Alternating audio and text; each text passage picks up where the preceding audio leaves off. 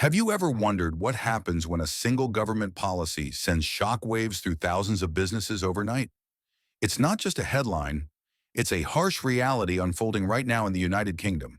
The new UK immigration rules, quietly enforced and barely understood by the public, are changing the entire landscape for British businesses, especially those that have long relied on skilled and unskilled immigrant workers to stay afloat. But what if we told you that beneath the surface, something even more alarming is taking shape? Imagine a bustling restaurant in London where the aroma of spices once welcomed dozens of families every evening. Now tables sit empty, and the owner silently calculates how many more days he can survive before shutting down. He lost half his staff when visa sponsorship rules changed. He can't afford to rehire, and the skilled chefs he trusted for years are now facing deportation. But this is not just about restaurants. From construction sites to care homes, agriculture to hospitality, the pulse of entire industries is slowing. The new salary thresholds have made it nearly impossible for small businesses to sponsor foreign workers. And while big corporations may adapt, small and medium-sized enterprises, the very backbone of the UK economy, are crumbling in silence. It's not just about business losses. It's about shattered dreams, broken families, and loyal workers who suddenly find themselves labeled as ineligible. The emotional toll? Devastating. A Pakistani caregiver who's looked after elderly Britons for 6 years now fears she'll be forced to leave, not because of any wrongdoing, but because the new language requirements are stricter, and she failed her last test by just 2 points. Her employer begs for her to stay, knowing no one else is willing to work overnight shifts with such compassion. But the rules don't bend for loyalty.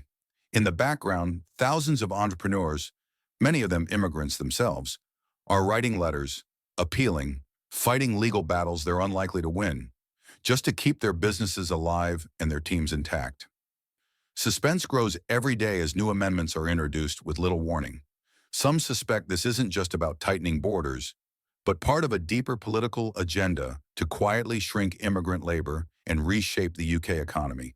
And while ministers argue this is about protecting British jobs, many employers argue, protect them from what exactly? From growth? From diversity? From survival? There's irony in the fact that some of the most affected industries are those which kept the UK running during the pandemic. The same delivery drivers, cleaners, care workers, and farmhands now being told they're no longer essential. Imagine the heartbreak. A Romanian farm manager who's been in Kent for 12 years, managing dozens of pickers every season, suddenly learns his renewal was denied due to new processing quotas. He packs his bags while his employer stares at acres of crops he now has no one to harvest. This is happening, not in theory, but in real time. And what's worse, most British citizens have no idea how close we are to a full-blown labor crisis, because it's not televised, because it's not trending, because those affected are too busy working or fighting for the right to stay, to speak out. Some sectors are already seeing the signs. Cafes cutting hours, clinics delaying appointments, warehouses outsourcing overseas. But what will happen when this quiet collapse becomes a national problem? When prices go up, not just because of inflation, but because there simply aren't enough hands to stock shelves, serve customers, or build homes? Suspense builds as we consider the future. And it's not just economic, it's personal. The human cost of these policies is immeasurable. Families divided, children pulled out of schools, elderly patients left without their trusted carers, all because the new rules say they're not skilled enough, not British enough, not welcome enough. But are we really prepared for what comes next? Because if current trends continue, the UK might not just lose its workforce, it might lose the very spirit of entrepreneurship and multicultural collaboration that once made it great. This is not a political video. This is a wake-up call, a plea to look beyond the headlines and see the people, the real people, whose lives are being rewritten by policies they had no hand in creating. A Nigerian tech startup founder who raised venture capital and created 18 UK jobs is now being asked to leave because his visa expired during home office delays. A Bangladeshi delivery driver who worked 60-hour weeks throughout lockdowns now finds he doesn't qualify for settlement because his income didn't meet the threshold. The stories are endless, yet unheard. These are not criminals or burdens. These are contributors, taxpayers, dreamers, and in many cases, they are the invisible glue holding your favorite bakery, your neighborhood GP surgery, or your local care home together. The emotional strain on employers is no less crushing. A Scottish farmer cries on camera, saying, "I've grown strawberries here for 40 years, but next season, I may not grow anything at all. My workers aren't coming back." And while new rules claim to boost British recruitment, many local workers simply don't apply. Not because they don't want to work, but because the roles are seasonal, low-paid, and physically exhausting. Immigrants filled the gap because they saw opportunity.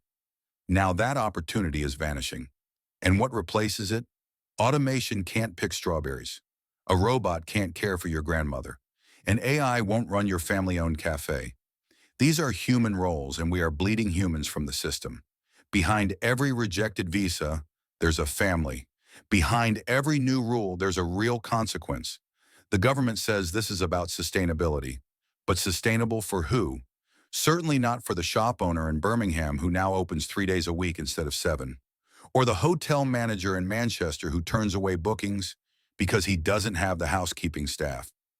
Or the single mother in Leeds who now waits 2 months for a dental appointment because foreign dentists can't get licensed quickly enough. These aren't isolated cases. They're part of a spreading storm, a quiet economic emergency that has been ignored for too long. And if we keep pretending that tightening immigration will fix our problems, we may end up discovering too late that it was immigrants holding the ladder we just kicked away. The businesses collapsing today are just the beginning. The full impact will come slowly, painfully, over years, like a leak that becomes a flood. And by then, repairing the damage may not be possible. If this video moved you, informed you, or opened your eyes to the unseen side of immigration policy, please like and subscribe, because the more people who understand what's happening, the louder our voices become. And maybe, just maybe, change will follow.